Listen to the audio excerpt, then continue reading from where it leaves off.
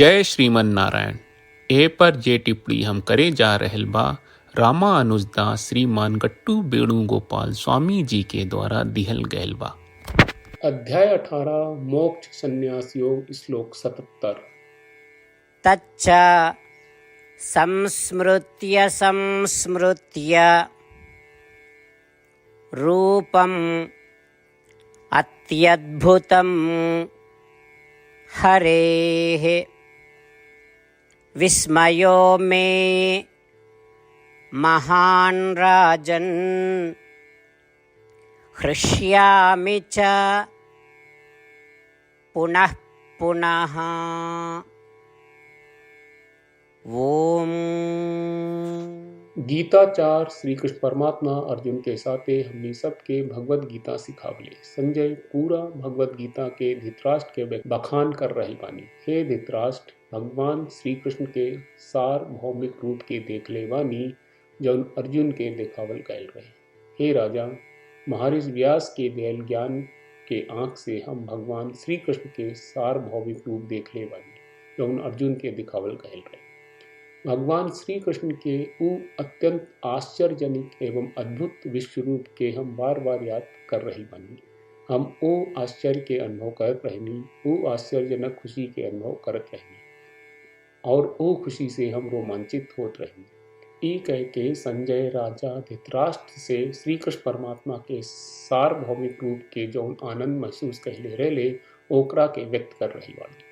ऐसे ई पूरा ब्रह्मांड के श्री कृष्ण परमात्मा श्रीमन नारायण के अद्भुत और चमत्कारी रूप में देख के हमनी के ओ सार्वभौमिक रूप के अंग के रूप में आनंद के अनुभव करी जा।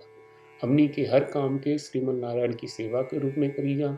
खाली श्रीमन नारायण की शरण लेके श्रीमन नारायण के प्राप्त के आपन जीवन के लक्ष्य बनाई और संजय के बात के श्लोक के रूप में दोहरावे के कोशिश करी जा। तच्च संस्मृत्य रूपम् अत्यद्भुतं हरेः विस्मयो मे महान् राजन् हृष्यामि च पुनः पुनः। श्रीमद् भगवत गीता का पूरा सार श्री कृष्ण परमात्मा ने अध्याय 18 के श्लोक 65 से 70 में 8 काम करे खातिर दिले बाड़े। श्री कृष्ण कहले, हम ओ लोगन से प्रेम करनी जो लोग इन 8 बातन के मान तारे। हम ओ भक्तन के हर तरह से रक्षा करब। श्री कृष्ण परमात्मा के द्वारा बोलल गईल संपूर्ण भगवत गीता सुनला के बाद अर्जुन कहले, करिष्ये वचनम त्वा, जेके मतलब बा कृष्ण मैं उही करब जौन आप कही।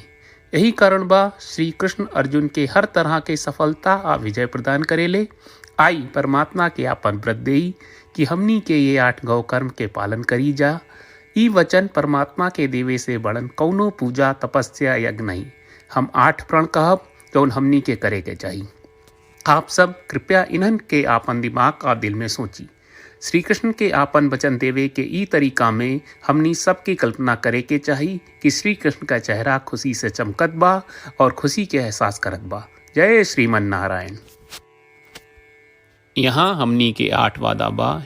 हमनी के पहला वादा, हे श्रीमन नारायण, आपका निर्देश के मुताबिक हम हमेशा तोहार ध्यान करब और तोहार बारे में सोचब। हमनी के दूसर वादा, हे श्रीमन नारायण, आपका सलाह का अनुसार हम हमेशा आपका भक्त रहब। हमनी के तीसर वादा, हे श्रीमन नारायण, हम आपन सब काम तोहरा सेवा के रूप में और तोहरा संतुष्टि खातिर करब। हमनी के चौथा वादा, हे श्रीमन नारायण, जैस की आप माने के कहले रहलू, हमरा बहुत विश्वास बा कि हम आपके होई और हम हमेशा आपन दोनों हाथ जोड़ के आपके नमस्कार करब और आपकी पूजा करब।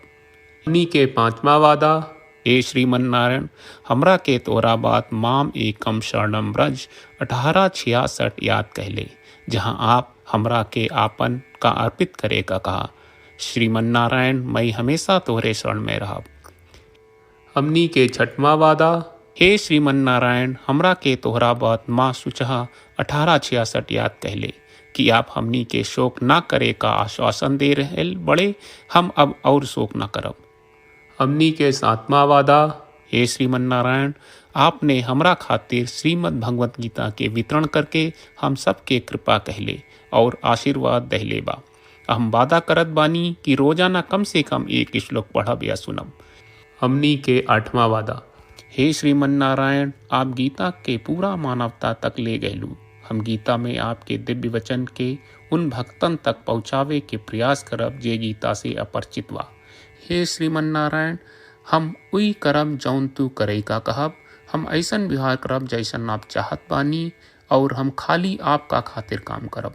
श्रीमन नारायण के रोज आपन वचन देहल कि हम ओइस करब जैस आप कहत बानी, ई अपने आप में बड़न पूजा बा। श्रीमन नारायण, करशे वचनम त्वा। श्रीमन नारायण, हम तोरे निर्देश के मुताबिक काम करब। सर्वं श्री कृष्ण अर्पणम अस्तु। जय श्रीमन नारायण। तच्च संस्मृत्य संस्मृत्य रूपम् अत्यद्भुतं हरेः विस्मयो मे महान् राजन् हृष्यामि च पुनः पुनः। ॐ तच्च संस्मृत्य संस्मृत्य रूपम् अत्यद्भुतं हरेः विस्मयो मे महान् राजन् हृष्यामि च पुनः पुनः।